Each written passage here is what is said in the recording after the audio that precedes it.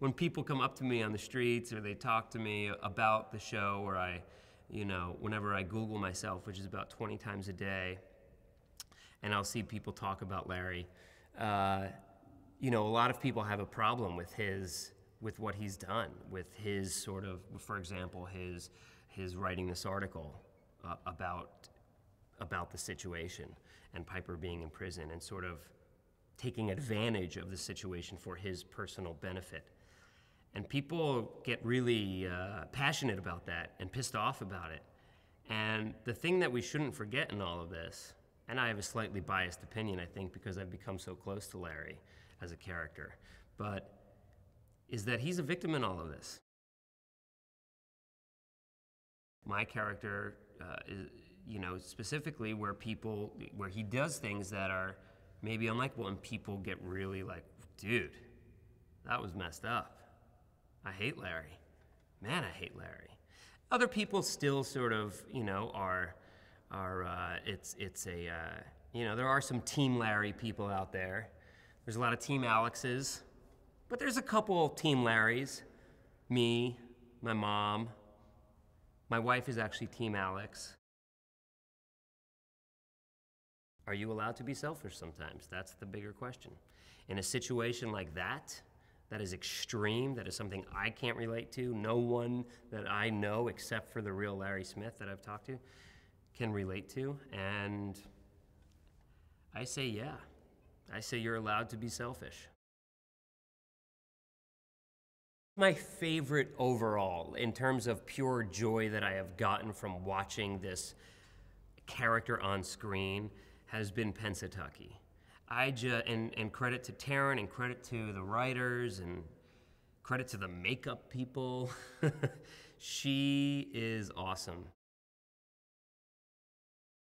It was pretty sudden. It's interesting because the beauty of Netflix is that they allow it to be a slow build, and they give it ample time to succeed. And I felt like there was a couple different waves, but that first wave was sudden, and it was dramatic, and it was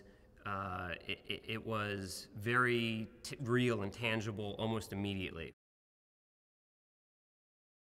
The other day I was in the pump station getting supplies for my wife to pump her breasts of milk, and the people that were working there, one in particular was an older woman, certainly not someone I would expect to recognize me, give a shit about me, have any interest in me whatsoever, apart from, does my credit card work to pay for all this breast pumping items?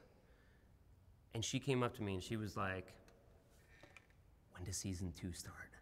And I was like, you what? She's like, oh my God, are you kidding me? And then like one by one, all of the other employees, by the way, a couple of whom were of an age that I never would have expected someone to talk to me about something I was in, we're all coming out of the woodwork going, yeah. What do you got? Give us some inside scoop. When does Orange come back out? When is it, June? Oh God, I gotta wait till June? I'm like, this is amazing. So yeah, so I stayed in the pump station for like 4 hours. She's brilliant. I mean, she has a voice like no one else, and her shows, as a result, have a tone like no one else. And she's able to capture the humor, the poignancy, the drama of all of these characters in all of their respective situations and storylines all at once. And it's really great. And so, to work with someone who just gives you these wonderful words to say and these wonderful situations to be a part of, I consider myself very lucky.